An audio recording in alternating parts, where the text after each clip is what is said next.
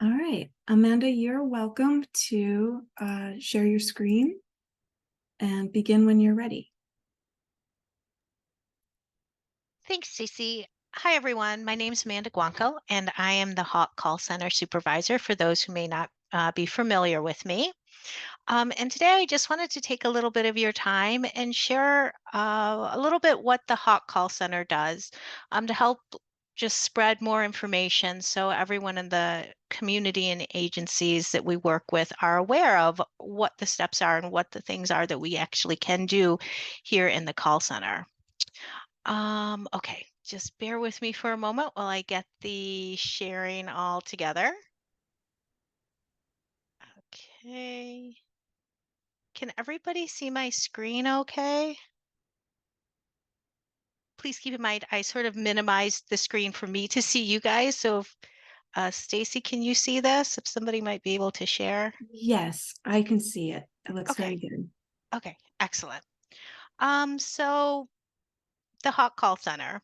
To kind of give you guys a little bit of a background of what we actually do in the call center and what the call center is we are Washtenaw County central intake for individuals and families who are homeless or at risk of homelessness.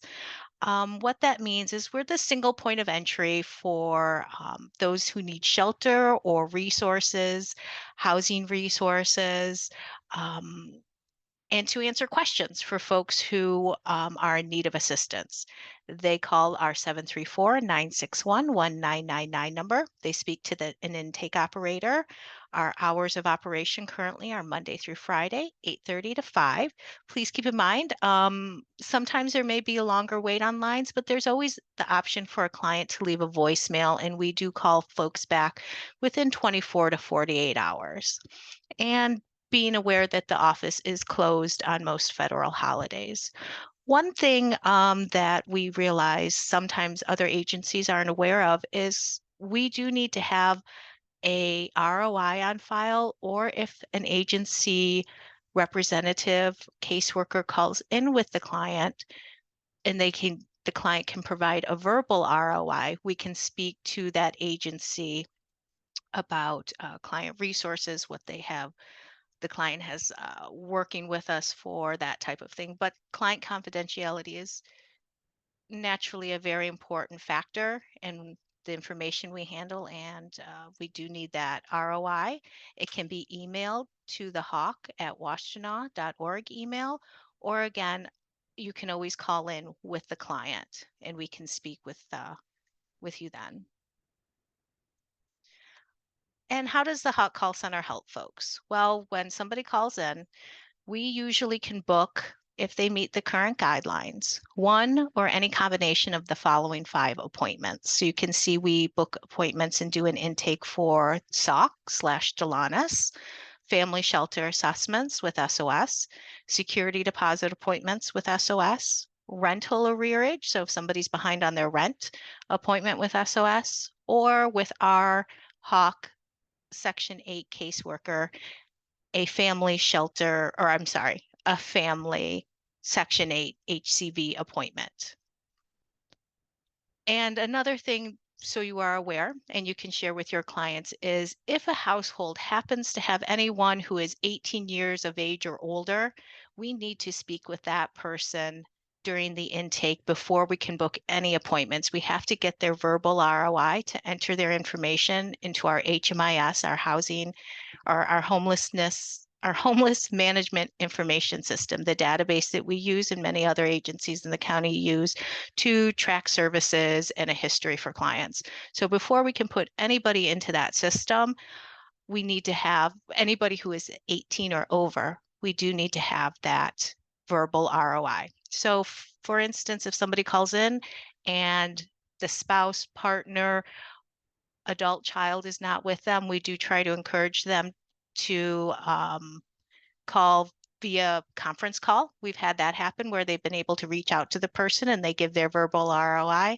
Or we do have to share with the client, please call us back once you are with that person and we can get their verbal ROI.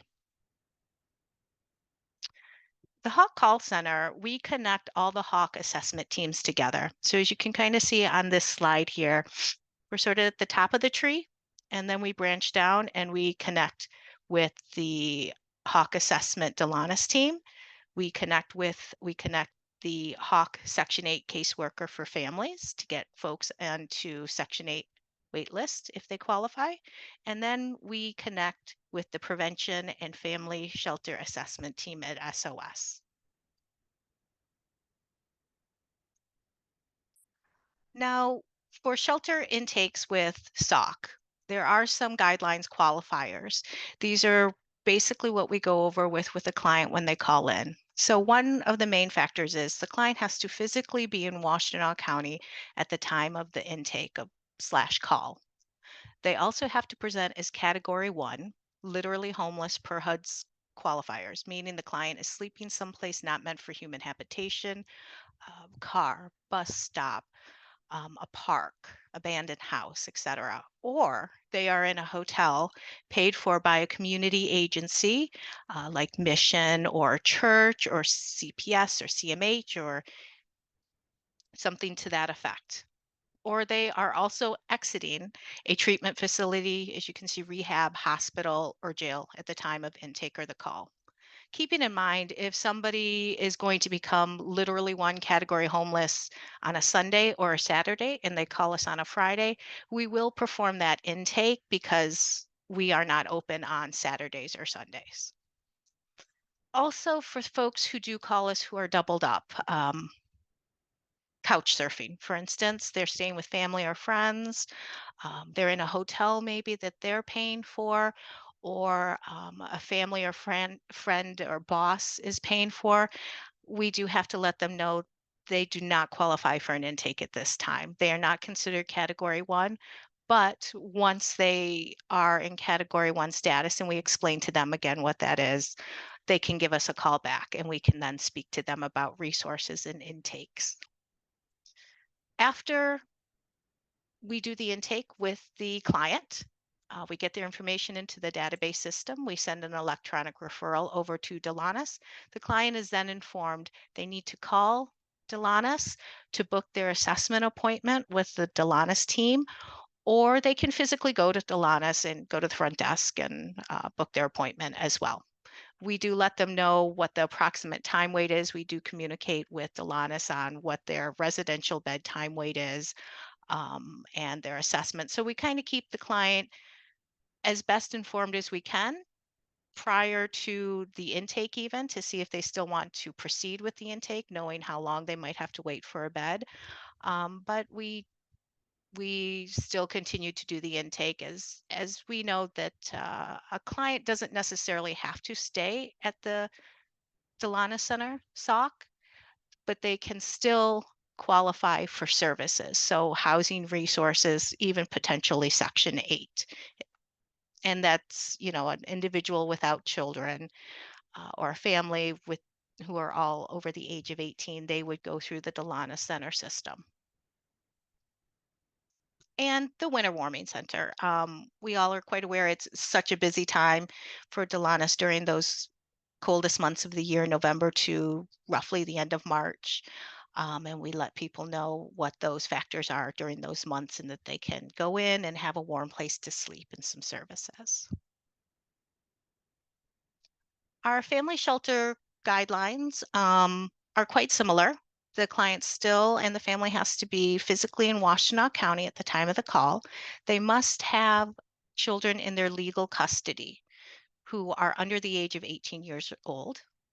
They also must present as category 1. And again, we share what that means with the family.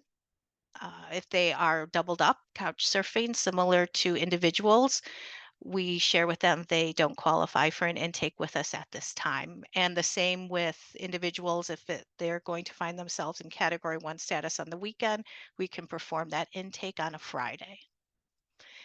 If the guidelines are all met, the intake is completed, just like with the Delana Center. We put their information into the HMIS database system for each family member, and we book their family shelter assessment, FSA, and that is booked with a SOS caseworker. Currently, those appointments are booking within 24 to 48 hours of the intake. So that turnaround time is very good for a family to be able to talk to a caseworker. Once that assessment is completed with the SOS caseworker, and they still qualify on their assessment date, so meaning hopefully nothing has changed from when we've spoken with them and when they speak with their SOS caseworker. They are then added to the family shelter wait list. Their next directions are usually they have to remember to call Hawk, so calling that 734-961-1999 number once a week. What they need to do is call us once a week and report their current sleeping slash living situation. What that is called is a family shelter weekly check-in. That is what helps keeps a family most active on the family shelter wait list. Pardon me. If a client does not call for their FSA weekly check-in at least once in roughly a 60-day time period, they can be moved to inactive on the wait list. So what that means is if they call in again and it's been past that 60 days and they've been moved to inactive, then we would need to assess them once again to see if they still qualify for family shelter and go from there with questions and potentially a new intake and such. Keeping in mind that from that wait list, that's the wait list that families are identified for housing resources and even shelter spots, rapid rehousing. So it is quite important that they continue to call us at least once a week to report their current living situation, and we can update everything within our system. The other thing we let families know is once the FSA assessment has been completed, they can call us back and we can speak to them about getting a Section 8 appointment to be put on that wait list. This is just for families. So the Hawk Call Center can book appointments for Section 8 for families, whereas if you're an individual, you would go through the Delana Center and their team. And so once their assessment's done, their VI SPDAT has been uploaded into the database system. We can check those things on the call center staff can check those things on our side. And then we can speak with the client about the next steps and what they need for a Section 8 appointment. Those Section 8 appointments are booking similar about 24 to 72 hours within the date of intake. Um, a little bit more information about Section 8 for individuals and families. Again, Delanis will work with the client to determine if they qualify for Section 8 after the client's intake with the call center. And for families, here are the few things that we usually go over with a family once they have completed their family shelter assessment with their SOS caseworker. So we are able to go into the HMIS system, so the call center staff, we make sure that their family shelter assessment has been completed and their VI SPDAT has been uploaded. Then we we have to still confirm if the family is Category 1 status. If they are, then we share with them we need a homeless verification letter. What that basically is a letter that an area agency could write on their behalf to vouch for their homelessness. We have a template that we can email to clients or even their caseworkers, social workers, if they request us to, which kind of just gives an outline of what the letter needs to state. And then that letter is then emailed back to us. It's reviewed by myself. If everything is in check, it's uploaded to their HMIS profile. And then we reach out to the client and book that appointment for them.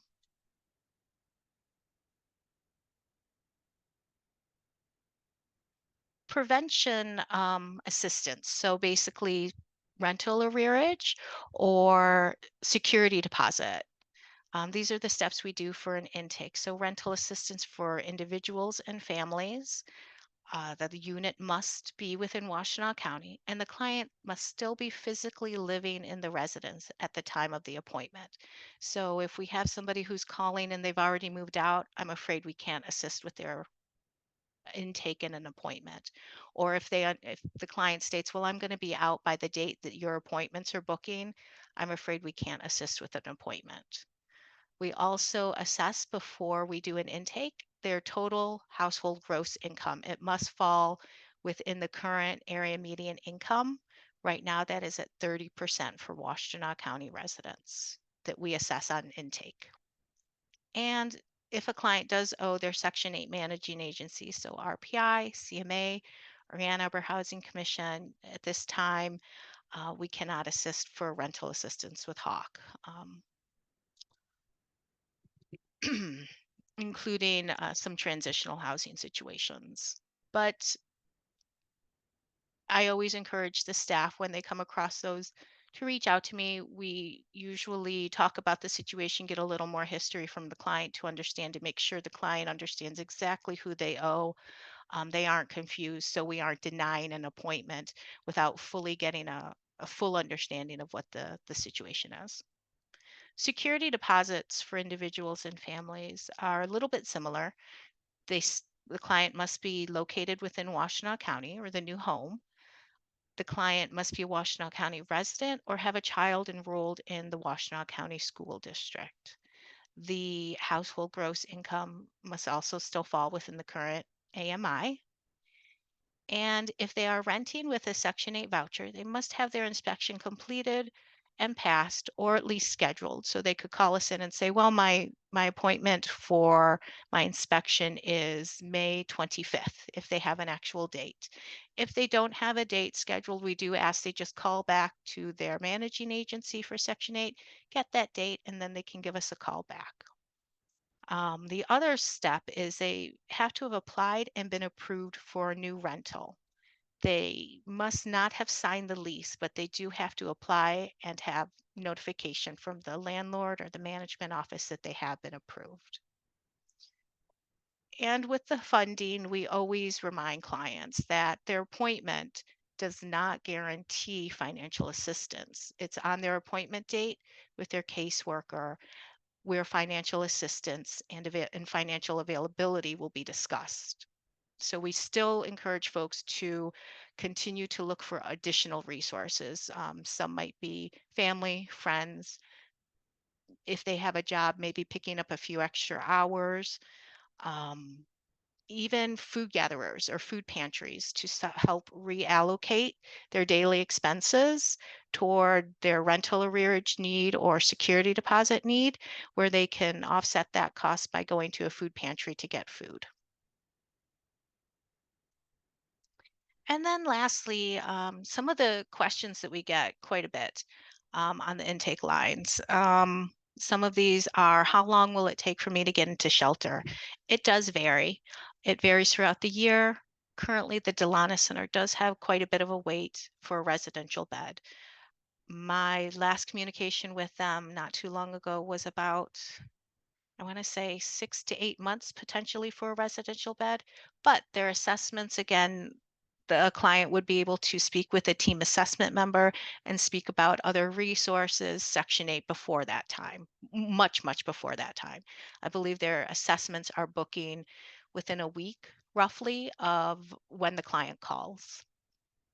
If a person's asking for a new home to rent, sometimes folks get a little confused when they call us and they hear housing access for Washtenaw County. They believe we actually control housing in the county, that we can help them actually get into housing, which we explain we don't, but we do have housing resources that we send, including the housing resource list that we email and some links to some affordable housing options. We just can't physically, or I'm not physically, we just cannot take those steps to call on any client's behalf. We don't have that availability to call and speak to landlords or offices.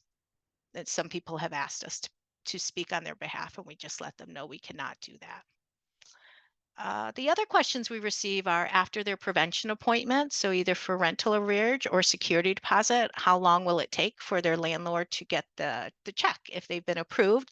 And we let them know that turnaround time roughly is 2 to 4 weeks. It can be a little bit shorter, possibly. It could be potentially longer. It a lot depends on how quickly information is then received by the SOS caseworker as well. But we do share with them all of that information will be discussed in more detail on their assessment date. Many calls we also receive are moving trucks. Do we pay for a storage facility? Somebody needs help with actual movers. We let them know that's not a resource we have. And we do direct people to findhelp.org or canfamilies.org as resources. Uh, SERs, we direct them to My Bridges, or to, if they have a DHHS caseworker, we let them know to please reach out to their caseworker to discuss how to apply for their SER or any updates on their SER application. Is that something that we have no access to?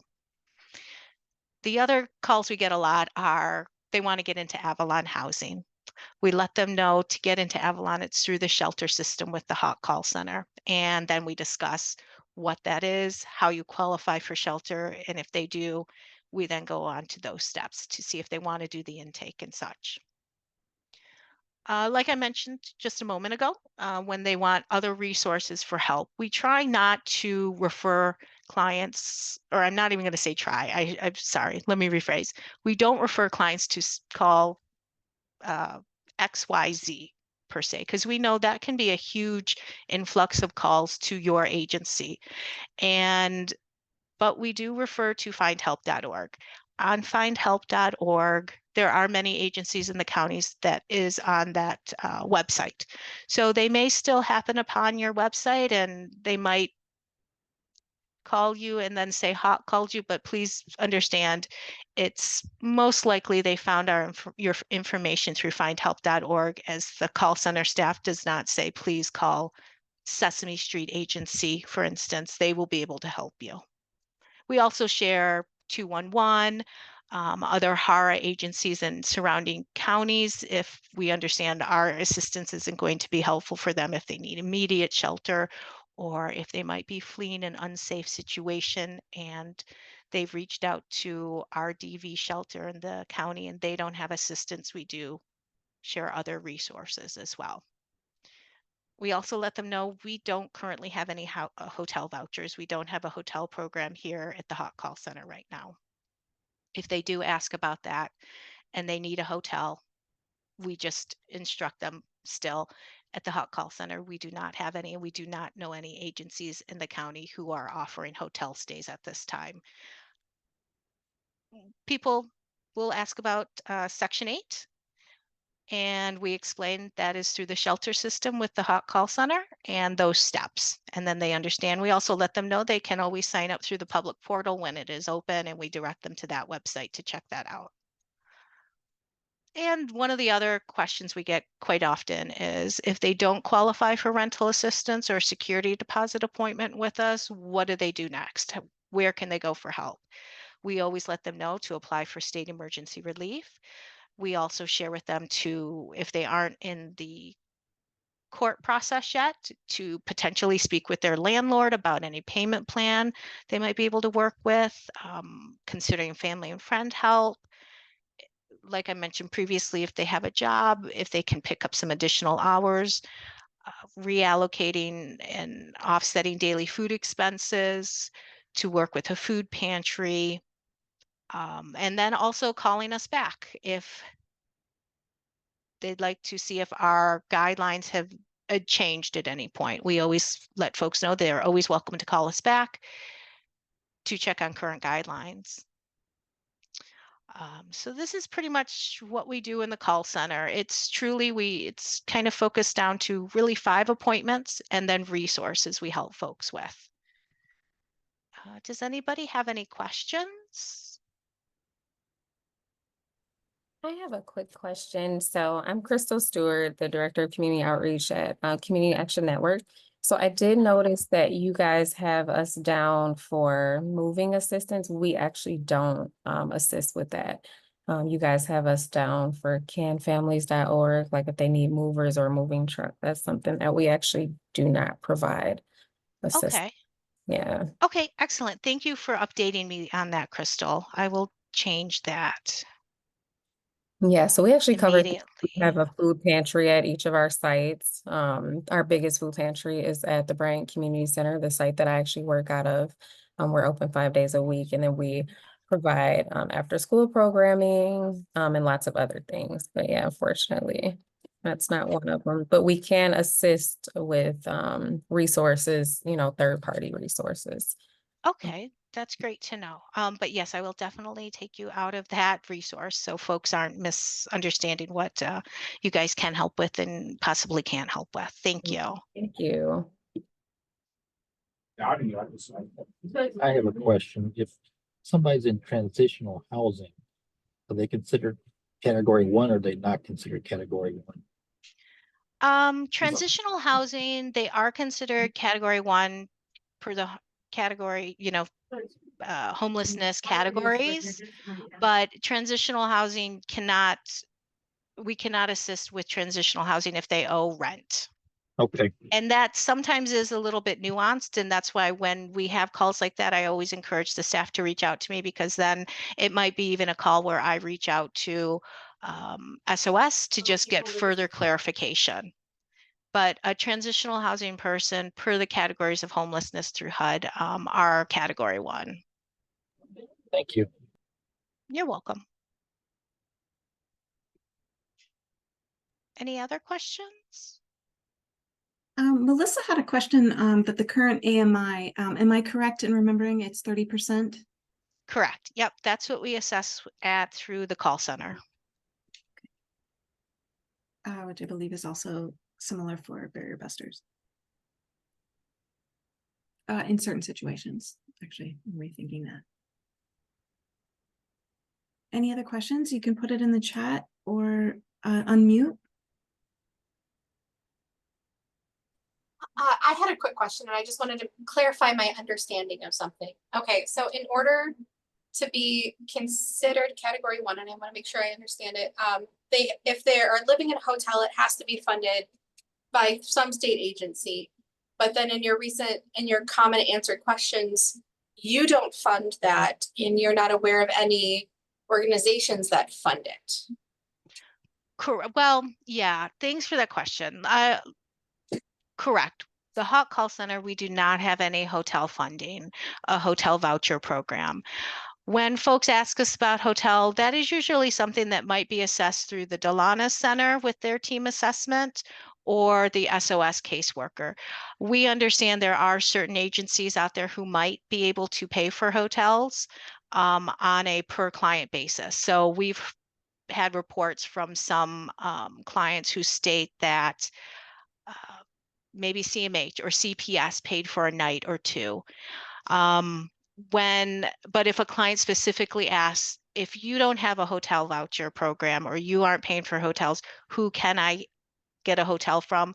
We can't even say for sure, because I know, for instance, certain agencies don't have that accessibility, that program right now, and we can't say, oh, call Sesame Street Agency, I know they have a hotel program, because then it would just be a lot of clients calling Sesame Street saying, I was told by the Hot Call Center, you have a hotel program. They said to call you to get a hotel voucher. And we know that any type of hotel assistance potentially is done specifically within an agency, specifically with a client. We can't, and we don't have that ability to refer folks to any specific agency for a hotel right now.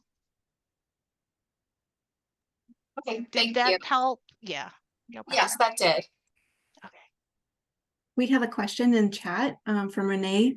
The question is residential treatment for mental health or substance use considered transitional housing if individual does not have a home to return to? Yep. Yes. So we could assess them as category 1 and do the intake with them. If they're in like a treatment facility, they're exiting that treatment facility for any type of substance, alcohol, drugs. If they're in a hospital, if they're exiting that hospital, we can proceed with their intake if they meet all the other guidelines as well. Okay, we have another, I think maybe a comment from Danielle, and I'm going to read the comment, Danielle, you feel free to jump in. So she says, not sure if I jumped on too late, so I don't know if you stated this or not, but I help a single adult move-in cost security at Delonis. I'm the diversion specialist. They must be under 40% AMI and have HOC referral or intake from the shelter. So is that maybe a correction that it's not 30%, or you're saying it's 40%, Danielle? Yeah, so that's for me personally when I do diversion. They can be under 40% AMI for single adults to get help with their security deposit and move-in costs. So I know that's a little bit different if the call center does 30%, but I just wanted to put that out there. If someone is at 40%, I still can help them, specifically for single adults. Okay. That's great to know. Thanks, Danielle. Which it did recently just change after meeting with Mishta, because originally it was 30% for me as well. But I believe they changed it in maybe like March, maybe. Okay. Yeah, that's great to know. So hopefully folks going through the Delana Center will be able to receive that assistance at a higher AMI. Yeah. And another thing is, because I know soon I'll probably be presenting, but for those who are in between housing, so just say if someone, maybe they have 2 weeks until they move into their apartment, then I can help assist with a hotel stay, but it's only case by case and it cannot be no longer than 2 weeks with them moving into permanent stable housing. So I know that isn't kind of talked about. But like I said, they have to be moving into a unit and possibly, maybe mom or someone kicked them out and they sign for their apartment and move in next week. I can assist with that, but it can't be longer than 2 weeks. And I try to just do that based off referrals from maybe the agencies or if someone reach out as well. That's also really good to know. Thank you for sharing that. No problem. We have some question from Melissa. What is the current average wait for a housing voucher once you complete the interview? Well, we've heard from Mishta. I don't know why, but my understanding is they aren't pulling for a voucher right now. So when a client signs up with Hawk, family specifically, so our caseworker shares with them, this is still a wait list. It's a lottery system. There's no guarantee how long it might take, and there's no guarantee you will be chosen. So we try not to give them false hope that it's going to be within a few weeks or 6 months or whatnot. But last I heard, Mishta had paused pulling for vouchers. I didn't have any more information on why. There was just a current pause on that. Okay, we have another. Is it accurate? This one is from Desiree. Is it accurate that someone is currently not able to complete an intake if they are eminently going to be category 1 homeless in the next several days to 2 weeks? Yeah, at this time, they need to be category 1 or going to be, if it's going to happen over the weekend when we speak with them. So it needs to be the day of we speak with them, not the 2-week timeline where they believe they might be evicted, or have to exit their apartment within 2 weeks. It is the day that we speak with them. They have to be presenting as category 1, or over the weekend they will be in category 1 status. Let's see. Desiree, did that answer your question? Did I read your question correctly? Yes, you did. Okay, thank you. Any more questions? That was my last one that I saw, that I see here in chat. Is there any other ones? You can unmute.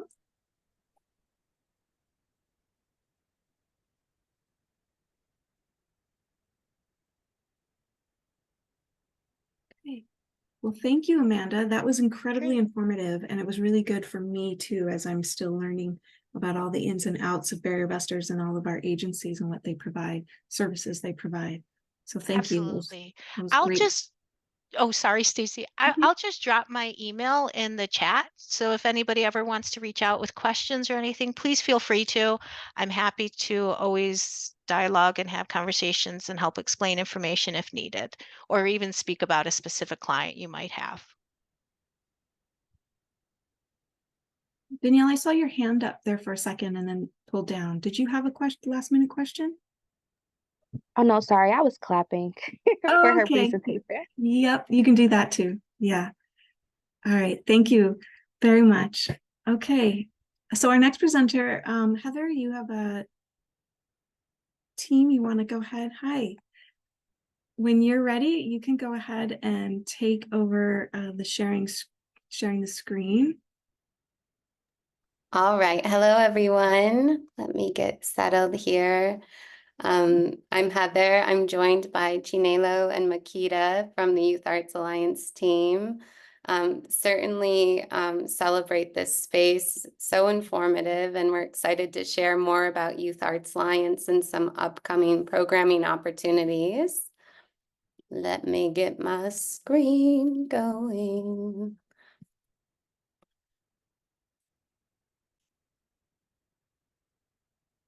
Okay, does that show up for everyone? Yes, I can see it. Very good. Thank you. Awesome. So once again, Heather and Chinelo here will be presenting and sharing about Youth Arts Alliance, both as an organization, the work that we do, and how we collaborate in community. So we are now 11 years of healing-centered arts programming that meets youth and families where they are. We provide programming in a myriad of spaces in partnership with a lot of community orgs, municipalities, carceral settings, libraries, schools. We are a collective of 35 teaching artists alongside our YA staff that offers programming to young people ages 4 through 26, as well as their families and collaborations intergenerationally in community. Let's see, I'm going to move everyone down to the bottom. So we provide healing-centered arts workshops across Michigan. However, our deepest and most rooted impact is here in Washtenaw County in Ypsilanti.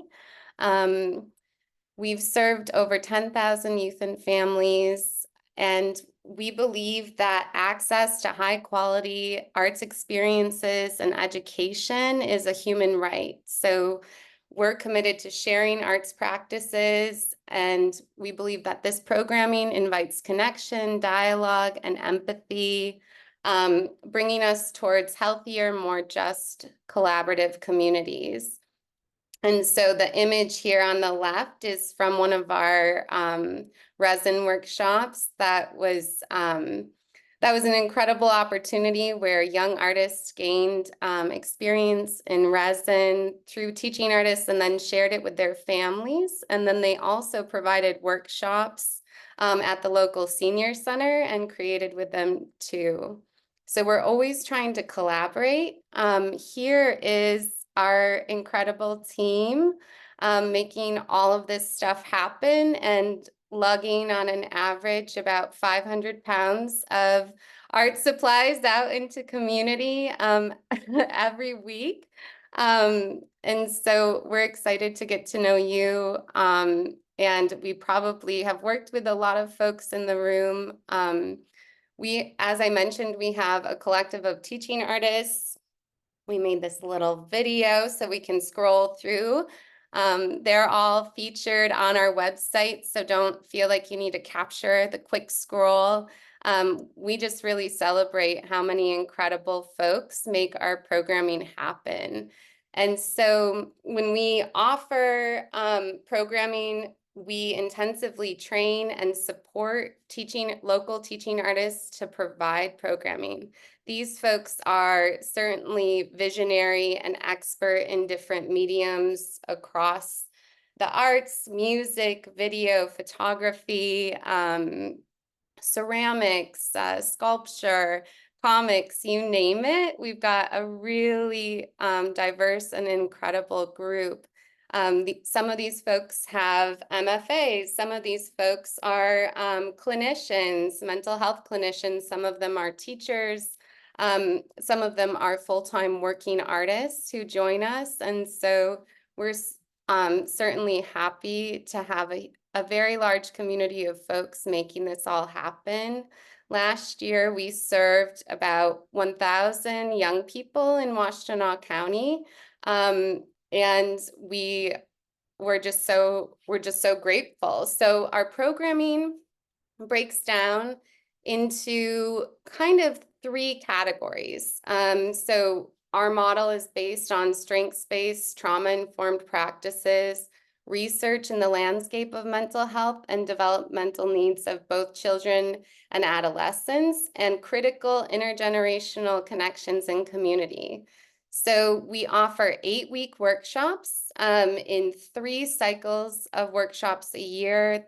These programs cover a myriad of artistic mediums.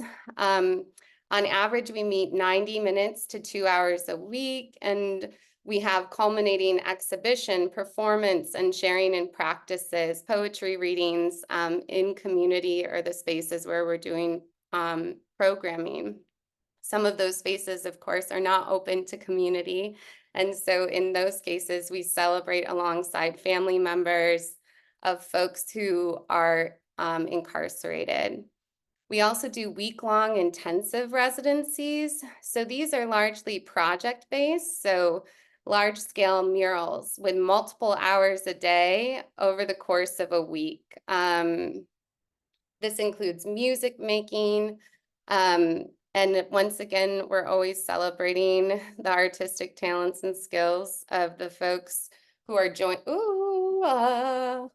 uh-oh. Save me. I just got nervous and clicked all over I don't even know. Now I gotta, okay. Let's do this a second. No worries. You take your time. Well, I have Take a so look. much to say, Stacy. I don't have time for this kind of technical issue. How do we, there we go. Let me get back to where I was, and then let's see. Here we go.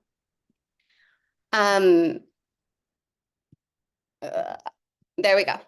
So we also offer community drop-ins or one-offs or multi-session series arts experiences in collaboration with the folks I mentioned. So here's my little spiel. Youth Arts Alliance believes that arts are a human right, access to arts are a human right, and that arts belong in every space and community, and the ability to express creatively is really essential to our health and well-being. And it also makes really connective opportunities across the community and a chance to build relationships. And so Youth Arts Alliance is really proud that our programming does not cost anything to the youth and the families that participate. It is always free. That being said, arts and culture programming in community is not free. So one of the things that we do is secure different funding streams to ensure that collaborations with organizations or different community partners can happen. So that may look like community partners have a budget for certain enrichment activities, or they have a vision for a project that they have money allocated for. Or perhaps folks receive a grant and they need help bringing the artistic component forward alongside other programming. Then we can come in as a partner.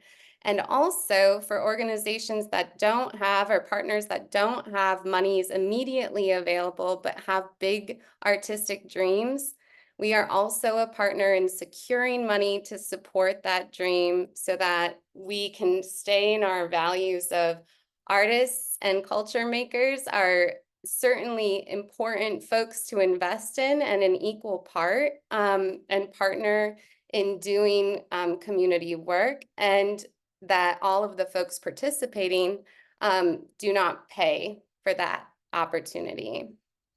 So we offer in the digital world, we certainly have some digital programming around video production and music and audio engineering, but we also really deeply center the tactile experience of making with your hands and expressing yourself fully. So we have some snapshots from a visual art workshop, a very proud ceramicist with a cup, cyanotype in the corner, and an improv theater workshop dancing around. You can see the image on the right. That is a ceramic uncrustable, folks. These kids are really talented, and it's really fun. Our more recent ceramics workshop, a group of 13 and about 14 young people created dozens of ceramic pieces of art that they gifted in community and to their family and friends and kept for themselves. And so folks are very prolific, many of them having arts experience for the first time. And so part of our healing-centered approach is that Youth Arts Alliance doesn't do anything onto itself as an organization. So we require partnership across the board and collective effort. So healing-centered also means that one of our deepest priorities is that young people in our community can come together as artists, that the first sort of indicator of their involvement and engagement is that they have an interest or a desire to try. And there are even folks who just show up and aren't sure they are interested in the medium that we're working in. But it's really important to us that identity as creative, as expressive, as emerging artist is the most central place for us to invest and sort of the visions of folks engaging. So while a lot of programming in community can look like an orientation toward a deficit or an immense need or a problem or something that's being challenged and worked through, right?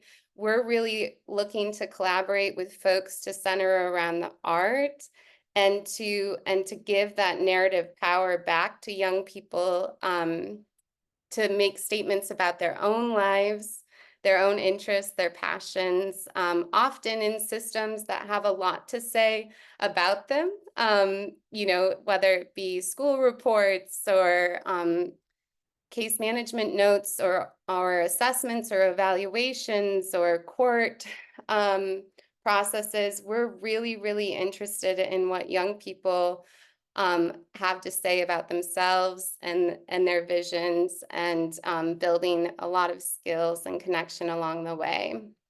And so part of the Alliance, and we'll talk more about this in a little bit, is that we're working together. So in order for teens to earn credit, school credit towards graduation in our programming, we're working with school programs and intermediate school districts to ensure that the programming we're offering is in alignment with credit earning potential. When we're partnering with organizations, we understand that we're bringing really awesome, engaging arts programming, but the host organization is offering a lot to the table too in one-to-one mentorship or service delivery. And so part of that work is really building relationships and trying to understand what's most needed and also what's most desired in terms of experiences. So we have a huge evaluation framework. These are some snapshots. We partnered with the University of Michigan School of Public Health around emotional self-efficacy and resilience as indicators for impact in the arts. But we all know inherently that experiences in the arts serve as incredible vehicles and vessels for so many joys, griefs, discoveries in our lives. And so there's a huge girth of evidence around the arts as a tool for post-traumatic growth, for social connections, for educational outcomes, for building deeper relationship and network and community. And young people tell us they're trying something new. They said, when we ask, will you do more creative activities in the future? 96% of folks are saying yes, which is a really powerful thing. It's also learning something new and feeling better after engaging in some of these practices, most of which can carry folks across the lifespan. So, as I mentioned, our start, Youth Arts Alliance start 11 years ago was in the juvenile justice system. And it was really at the inquiry and request of the young artists we were working with in this system across multiple facilities that we built out more community-based programming, creative arts and mindfulness family programming, which is an 8-week series where the whole family participates in the program. The data indication on those pilots that was really surprising is that parental resilience grew by 26% in an 8-week series.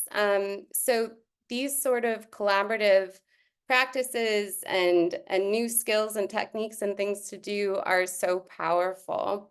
And we're really thrilled to share it. I wanted to spend some time featuring some of our local artists. So this project, this is Michelle Henke. Michelle is the designer of this mosaic mural that you can see across from the library, the downtown library location in downtown Ypsilanti. So Michelle is an incredible artist in her own right, and this project was driven by a group of local young people who then invited nearly 100 community members to be a part of making this mosaic mural. So what that means is that we brought the mosaic mural into community in different locations and partnerships with a lot of incredible organizations, and everyone got to be a part of making Michelle's design a reality.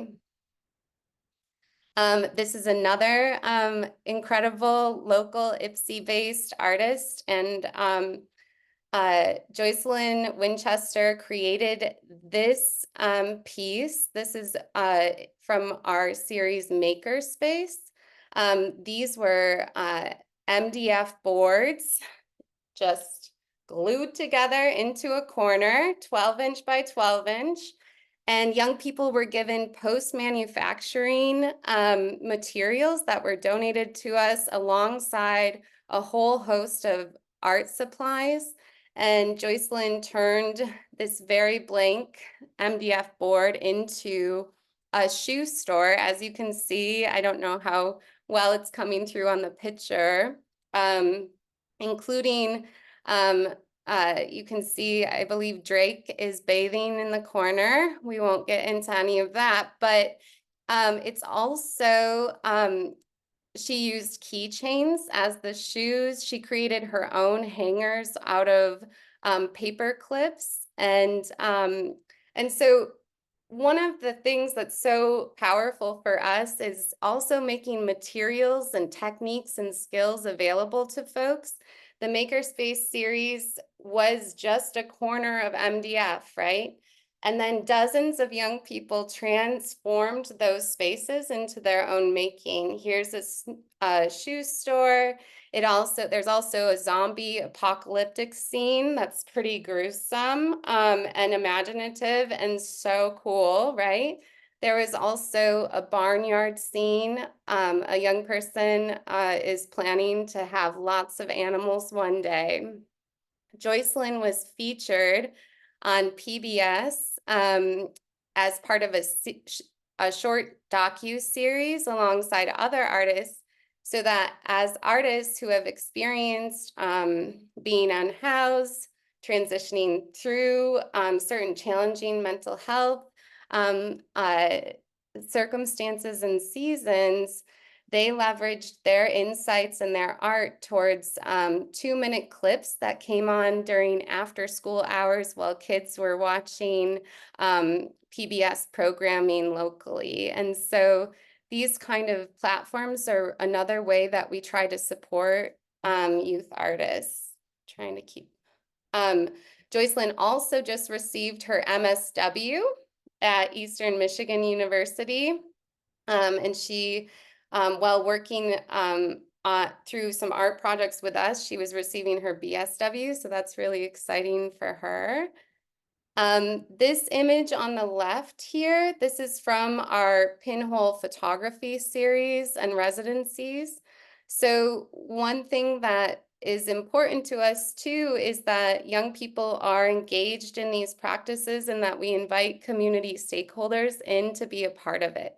So this these workshops take place in locked residential buildings where young people do not have access to cameras or recording equipment, as you all probably know, that you see in carceral spaces. So in this circumstance, we built our own cameras inside the facility to compose photographs, and then we converted a youth cell into a dark room where youth processed their images and their compositions throughout the workshop series. And a big part of this is also inviting community stakeholders, judges, attorneys, other folks into the practice by joining young people in their sharing and education of the medium. And so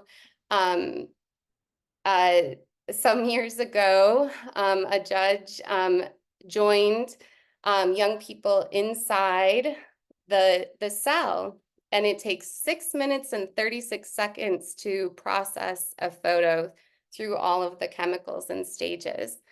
And so that required the judge to spend 6 minutes and 36 seconds in a youth cell. And then what happened in that space was a really profound conversation in the judge's sort of discomfort with the tiny space. So these kind of programs seek to build dialogue and connection. Like this is the space that I'm being sentenced to be in. And also this is where I get to share an education I have around photography. This image, along with others, were exhibited as part of the Reclaim project, which was the takeover of the Washtenaw juvenile or the Washtenaw trial court in an 8-week series of exhibition and programming and performance series as well. So exposure to light pinhole photography was exhibited also at the MSU Broad Art Museum. And all of the photographs, or not all, there's so many, a selection of photographs were curated for exhibit there. And the museum also purchased photographs for their permanent collection. And young people were supported in the purchase of their artwork. And so it's really powerful to take these artists' work into as many spaces as possible to celebrate their skills and talents. Okay, and then really quickly, I don't know if I'm doing well on time or not. Really quickly, during the pandemic, the Sycamore Meadows Tenant Association reached out to community folks to say, hey, we need stuff to do. This is tricky. I know we were all feeling so isolated and overwhelmed. And so at that time, we distributed lots of art boxes and creativity booklets. And then that grew into programming on the green in Sycamore Meadows, serving young people and families there, as well as at Danbury Court. And so that was an exciting time to engage. And then the ARPA dollars from Superior Township supported a year's worth of programming for young people last year, year-long arts, ceramics, music. We had a ton of fun. That money was not renewed and support did not continue. However, we understood that this was a really important need for kids and families. And so it is with deep excitement that we are offering the Summer of Heart series that Chinelo will talk more about.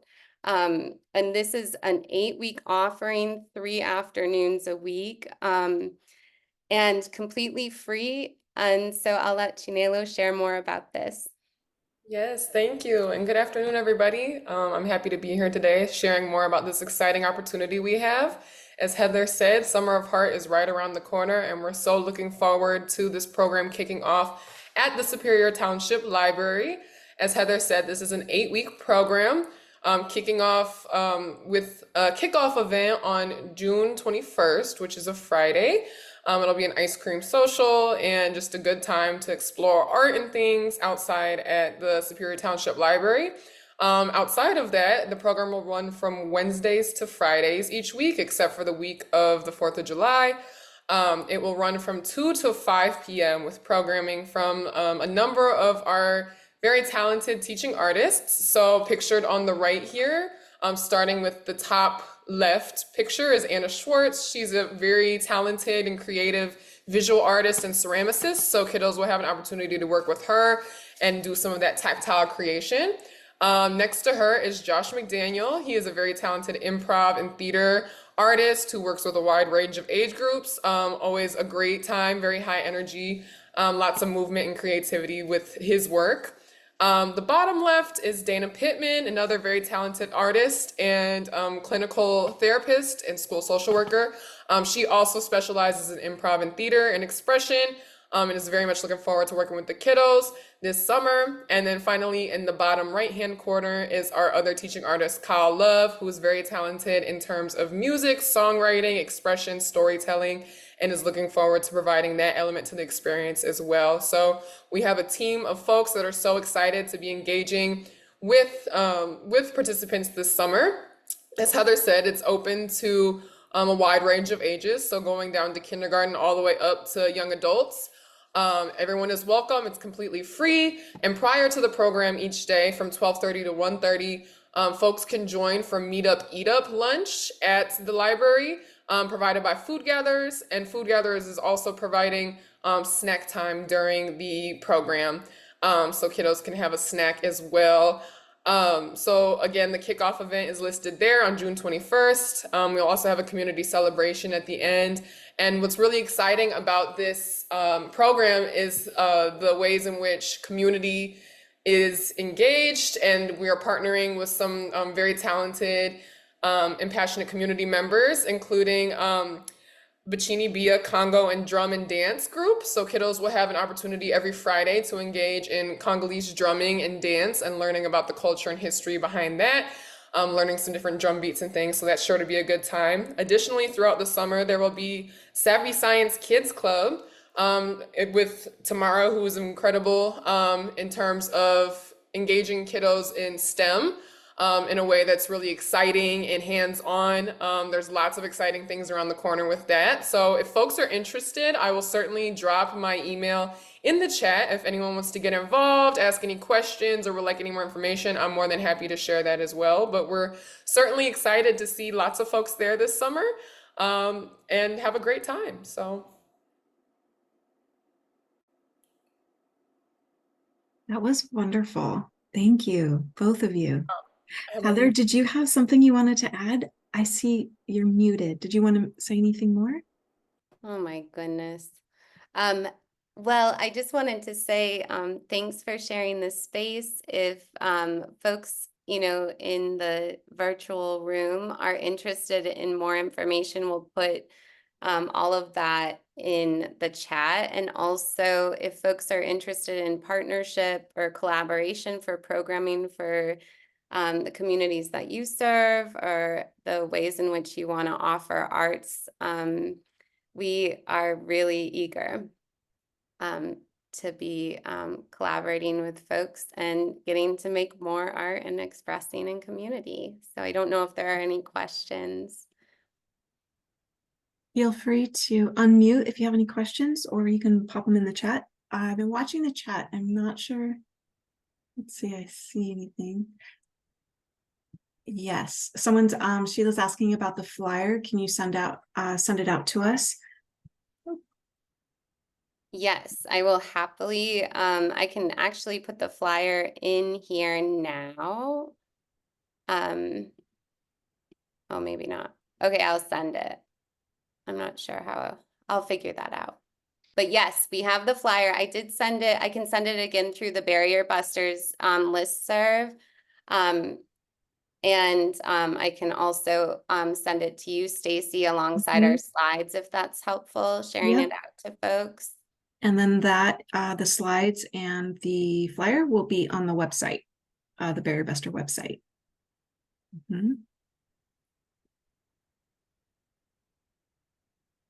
Okay. Oh, wow. And this is a lot of, I just scrolled down the chat. That was a lot of affirmation. Thanks. Yes, Beth, of course, we've collaborated with Ann Arbor District Library too in the past. Thank you. Patricia, hi. Oh, wonderful. Well, if anyone has any questions or would like to reach out, please don't hesitate.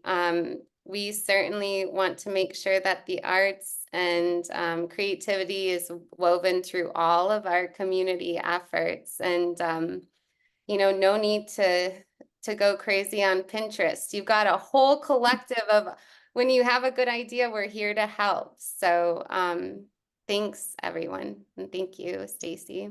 Yeah, thank you. That was fantastic. That was great. Okay. I'm going to move us ahead a little bit and do the last bit, the little update on Barrier Buster's current funding. I'm going to share my screen. Just a second.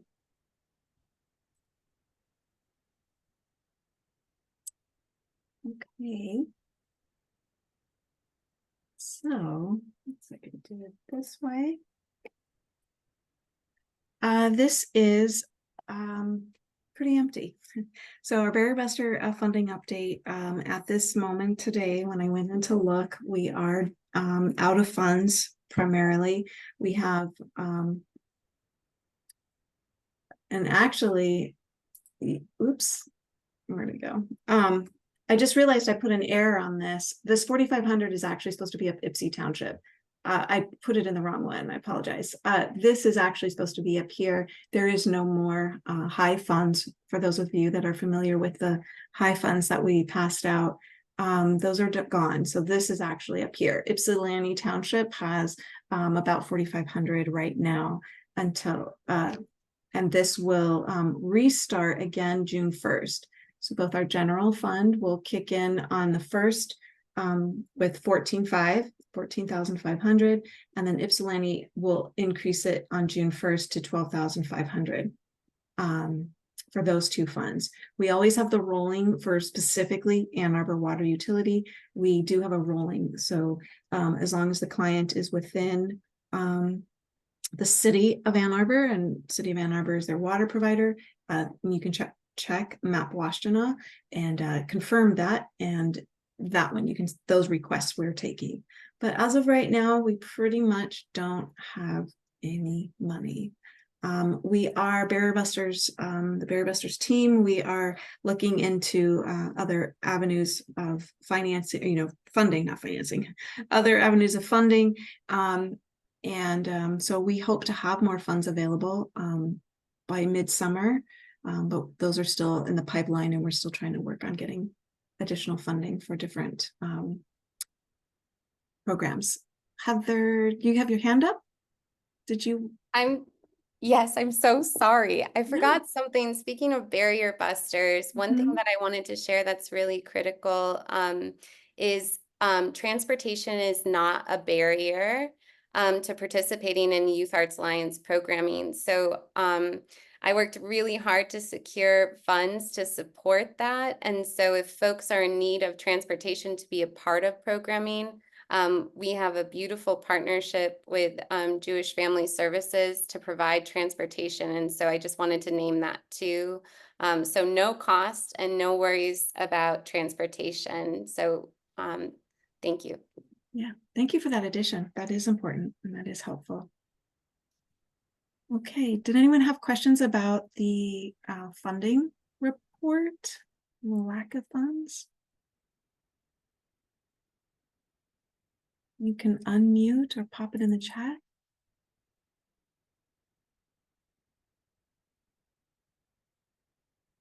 Okay. Yeah, there are a lot of praise. Yeah, that was a really great presentation. Okay, well, if we're all feeling concluded, we can go ahead and end. Wait, did I just get let something come in? Yes, we are tracking down, to track down the additional funds for our, yeah, we do not like sitting here with empty pockets, so to speak, and not being able to provide our emergency funds. So hopefully soon we can have more. Any other questions? Okay, well, I will go ahead and wrap us up. Thank you everyone for coming. I'll go ahead and end this for everyone, and we'll see you next month. Bye.